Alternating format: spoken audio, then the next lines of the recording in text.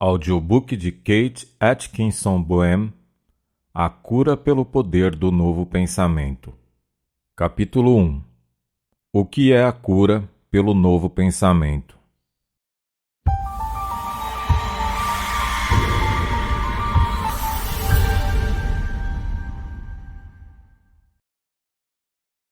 Se você é um observador da vida e dos seus acontecimentos, irá admitir o fato de que seu pensamento afeta seu corpo, seja para o bem ou para o mal.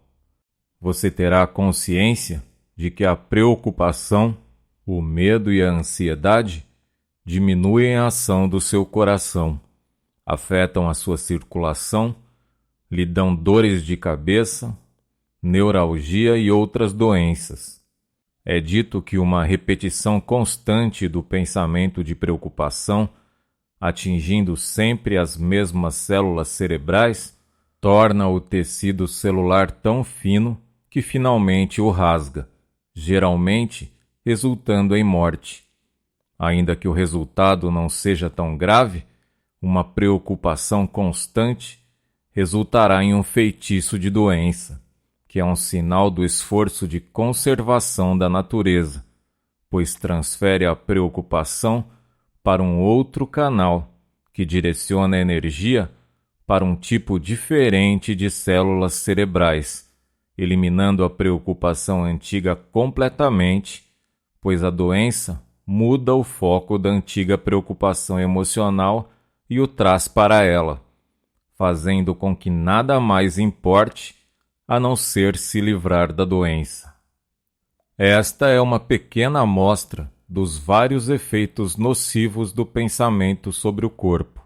Entretanto, não nos concentraremos nesses efeitos nocivos, e sim nos efeitos positivos dos pensamentos de saúde, especialmente do novo pensamento. Isso nos leva a perguntar: o que é o novo pensamento? Eu não posso pensar em uma explicação mais perfeita, clara e completa do que as maravilhosas palavras de Schopenhauer. A visão clara do mundo. O novo pensamento representa um grande movimento da mente humana para entender as coisas como elas realmente são.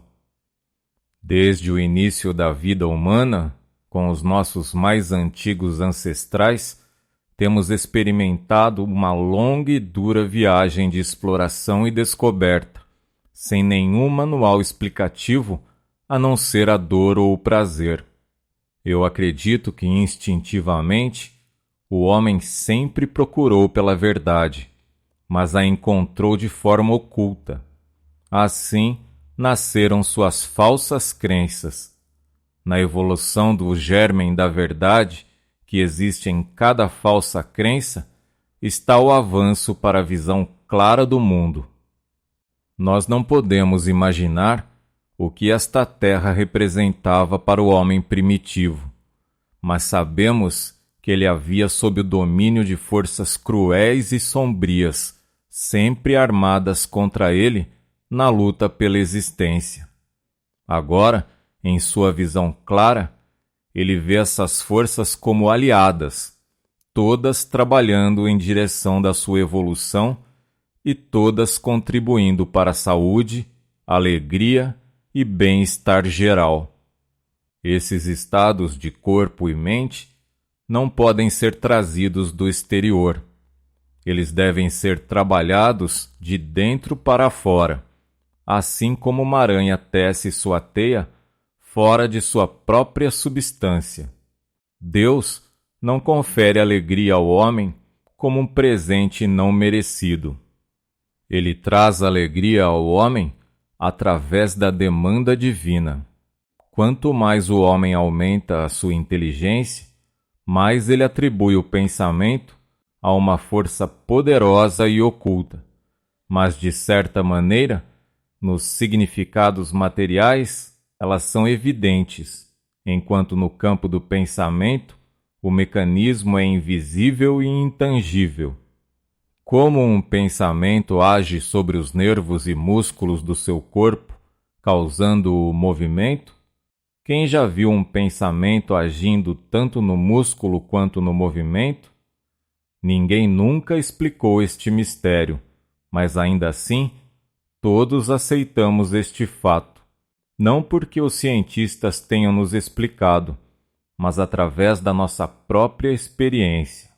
Eu vejo um livro sobre a mesa, e então eu penso, gostaria de ver o seu conteúdo. Eu estou consciente deste pensamento. Então eu penso, vou abri-lo. Eu também estou consciente desse pensamento. Então eu o pego e estou consciente de que, de alguma maneira misteriosa, meu pensamento dirigiu minha mão para pegar o livro. Centenas de músculos e nervos foram usados e eu não tenho ideia de como isso aconteceu. Eu deveria entender como os músculos respondem ao estímulo nervoso, como eles se contraem e se expandem em obediência, e assim deveria ver toda a rede de nervos e músculos que compõem o corpo e que são controladas pelo pensamento. No entanto, não podemos ver como isso funciona. Parece que isso deve continuar a ser um mistério, mas nem por isso negamos esse sistema. Eu não conheço ninguém que não saiba que o seu pensamento controla o seu corpo. Então, eu posso imaginar, embora não esteja certo de que vá tão longe, que você reconheça que o pensamento de outra pessoa pode agir sobre seu corpo ou sua mente. É claro que sabemos que um pensamento falado ou escrito por outra pessoa afetará sua mente e, por conseguinte, seu corpo. Porém, pode ser que aceitar que um pensamento não dito possa produzir tal efeito esteja além da sua compreensão. A telepatia e as transmissões do pensamento já são aceitas por cientistas ao redor do mundo. Alguns homens, como Oliver Lodge, William Crookes e Alfred Russell, testaram essas leis e provaram serem um fato. Contudo, você pode achar a prova bem perto de você fazendo o seguinte experimento. Reúna alguns de seus amigos. Coloque uma venda nos olhos de um e deixe-o no centro da sala, depois de mostrar a ele uma chave ou algum outro objeto que ele deverá achar. Você e seus outros amigos irão ficar ao redor do amigo vendado, de mãos dadas, enquanto todos pensam firmemente onde a chave foi deixada. Após alguma hesitação, o amigo vendado, com alguns passos incertos e vagarosos, vai se mover na direção da chave e finalmente encontrá-la. Eu já fiz essa experiência estando no lugar da pessoa vendada e vou descrever minhas sensações. Primeiro, minha mente me pareceu um vácuo total. Todos os pensamentos haviam desaparecido. Então, em alguns segundos, eu me senti como se fosse puxado por mãos invisíveis para uma certa direção. No entanto, essas supostas mãos não me tocavam. Meu corpo se inclinava com tanta força para a direção da chave que, se não mudasse meus passos, eu cairia. E assim, eu fui guiado passo a passo na direção da cadeira onde estava a chave. Quando eu cheguei na cadeira, todo o meu corpo relaxou e eu coloquei as minhas mãos sobre ela até que tocasse a chave. Em uma outra experiência, a chave foi colocada em cima de um muro e quando eu cheguei até o muro, senti vontade de me esticar e alcancei a chave com a ponta dos meus dedos. Eu sentia a força das outras mentes dirigindo a minha e me dando a exata localização da chave.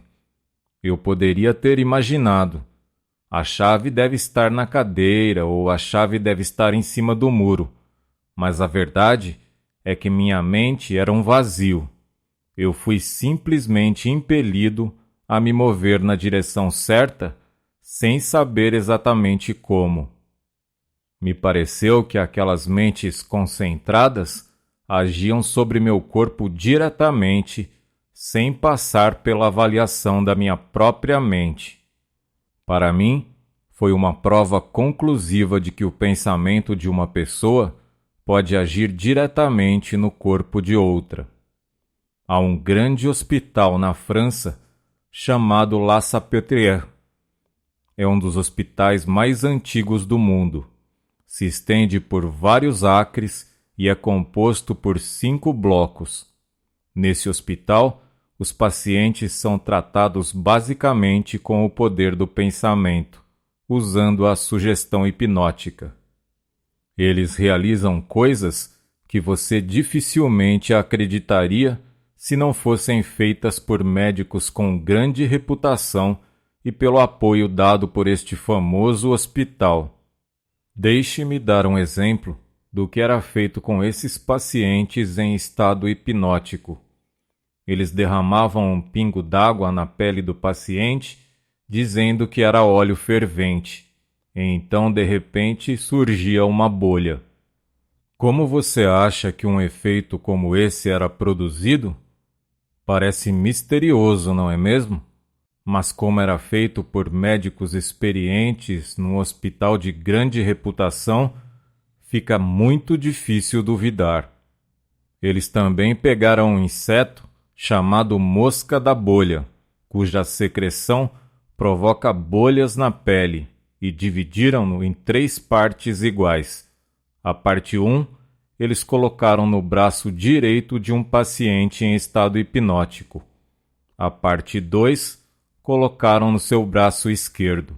E a parte número 3, colocaram no braço de um paciente que não havia sido hipnotizado.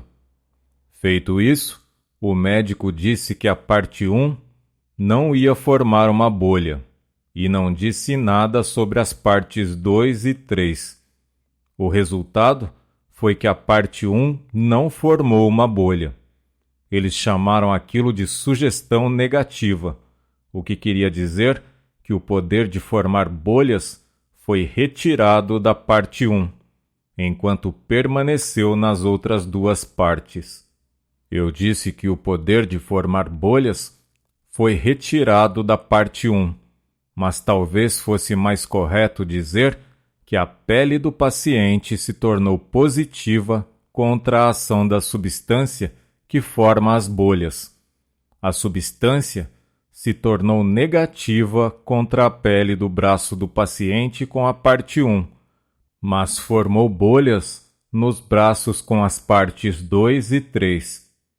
Esse então é o poder do pensamento. Ele pode tornar uma gota d'água gelada em algo extremamente irritante para a pele, e pode tornar uma substância irritante que forma bolhas em algo tão inofensivo quanto um pedaço de papel.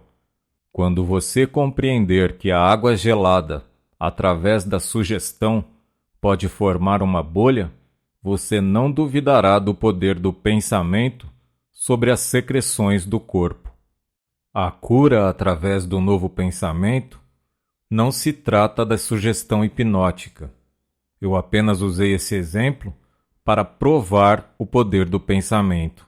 O professor William James, da Universidade de Harvard, disse que o inchaço pode ser produzido em qualquer parte do corpo através do pensamento. Usando o mesmo princípio de maneira inversa, qualquer inchaço pode ser removido através do pensamento. O Dr. Elmer Gates, da cidade de Washington, provou conclusivamente que o sangue pode ser levado para qualquer parte do corpo simplesmente direcionando a corrente sanguínea através do pensamento. Ele me mostrou isso na prática. A evidência do poder do pensamento é tão convincente quanto as evidências da química, da astronomia ou da natureza. Todos que investigarem a fundo esse assunto não terão dúvidas da sua veracidade. Eu penso que talvez o maior obstáculo à crença de que o pensamento pode passar de uma mente para outra é a falta de um agente material de transmissão ou veículo que possibilite a passagem. Entretanto, existem muitas coisas que não são detectadas por nossos sentidos e nem por isso deixam de existir, como o éter, por exemplo. Anos atrás, ninguém acreditaria que pudéssemos fazer transmissões sem fio.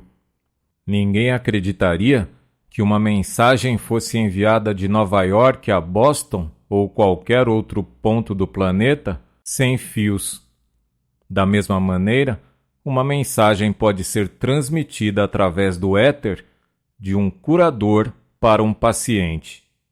O curador é a estação transmissora e o paciente é a estação receptora, e a mensagem vai de um ao outro, não importa quão grande seja a distância entre eles. Uma mensagem telepática pode partir daqui para a Inglaterra, Finlândia, Austrália, África do Sul ou qualquer lugar onde esteja o paciente. Leva semanas ou até meses para uma encomenda chegar a pontos distantes, mas o pensamento é instantâneo como um flash. Nós possuímos o poder elétrico do pensamento, e entendemos isso porque vivemos na era da eletricidade. Muitas coisas serão reveladas nos anos vindouros. Não é a mensagem enviada pelo curador para o paciente que cura. Não é o pensamento do curador que cura. O que cura é o Espírito de Deus agindo no paciente. Então, por que a cura não é feita sem a intervenção do curador? Às vezes isso é possível, mas como a mente do paciente está enfraquecida com a doença e com o medo, na maioria das vezes é preciso usar a fé de outra mente, como a mente dos curadores. Uma mente que tem uma grande crença no poder da cura espiritual. Apesar do Espírito de Deus ser todo-poderoso, ele deve usar certos canais para realizar o seu trabalho, e esses canais são os processos mentais. Durante um certo tempo, nós usamos formalmente o termo cura mental, mas depois o descartamos, pois ele não sugeria o princípio espiritual.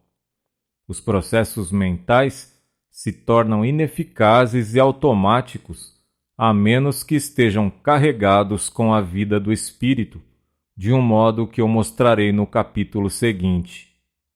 O espírito não tem forma, mas ele toma forma quando cria uma árvore, uma flor, um planeta, um homem, um inseto ou um pensamento. Sim, os pensamentos têm forma, apesar de serem invisíveis ao olho físico, assim como milhares de formas no universo que são compostas de uma fina matéria que não são detectadas pela retina do olho.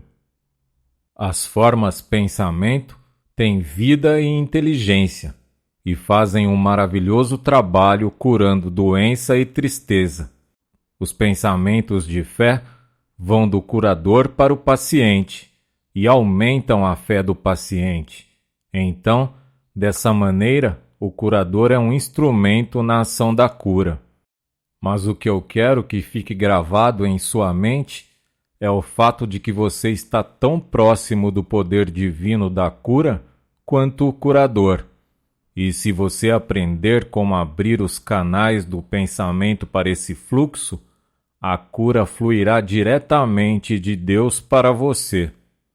O curador é, na verdade, um professor que ensina conscientemente através de lições e inconscientemente através de transmissões de pensamento, enviando pensamentos carregados com verdade e amor. A sugestão não é o controle hipnótico, é apenas transmissão de pensamento. O Boletim Médico da Filadélfia disse em um de seus editoriais: sugestão é o poder dinâmico no tratamento da doença. Praticantes experientes usam a sugestão a favor do paciente. Amigos e familiares podem praticar a sugestão ao lado da cama do paciente, mantendo em mente a certeza de que as coisas vão melhorar. Uma palavra de alegria, o brilho de um sorriso inspiram a esperança. Isso também é sugestão. Anéis reumáticos, cura magnética e cura divina têm sua raiz na sugestão. Se com a habilidade de diagnosticar doenças e sem a ajuda de sedativos e opioides, o médico pode curar enxaqueca, lumbago, dor no ciático e reumatismos, ele certamente deve fazê-lo. Isso mostra a tendência dos mais avançados e liberais na comunidade médica. Eles, como nós, estão tendo uma clara visão do mundo. Esse mundo avança e nenhum conservadorismo poderá pará-lo. Um sistema vai dando lugar a outro. As antigas escolas de medicina vão aos poucos ficando obsoletas e dando lugar a outras mais eficientes. A cura pelo novo pensamento está em alta agora, e se ela provar que é o que o mundo precisa, ela se manterá, senão, dará lugar para algo melhor. Isso, contudo, não compete a nós. Nós temos agora o poder de aliviar a doença e a depressão da humanidade, e é melhor usá-la do que buscar algo que não está ao nosso alcance. Antes de passarmos para o próximo capítulo, quero que você pense no que eu disse sobre o poder do pensamento e sobre as provas de como ele é transmitido de uma mente para outra. Com isso estabelecido, não restarão dúvidas do poder de criar ou curar doenças com o pensamento, e então você estará pronto para entender como o novo pensamento cura as doenças.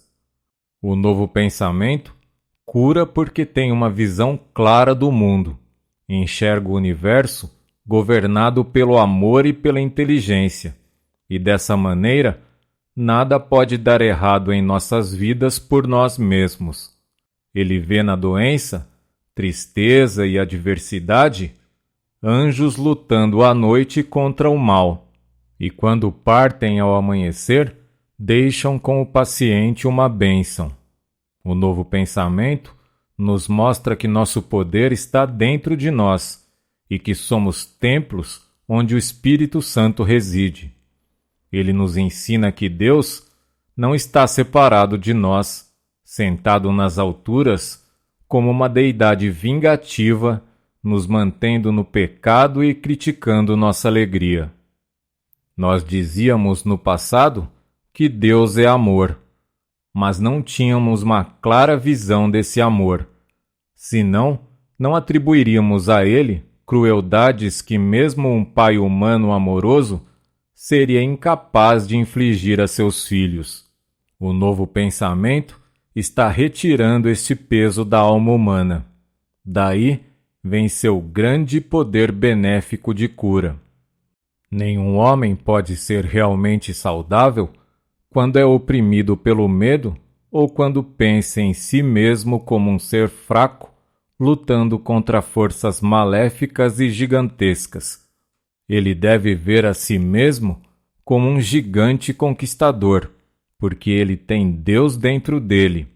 O novo pensamento ensina que se Deus é onipresente, ele deve estar dentro do homem, em contato contínuo com a sua alma. E como dizem, ele está tão perto quanto sua respiração, tão perto quanto suas mãos e seus pés,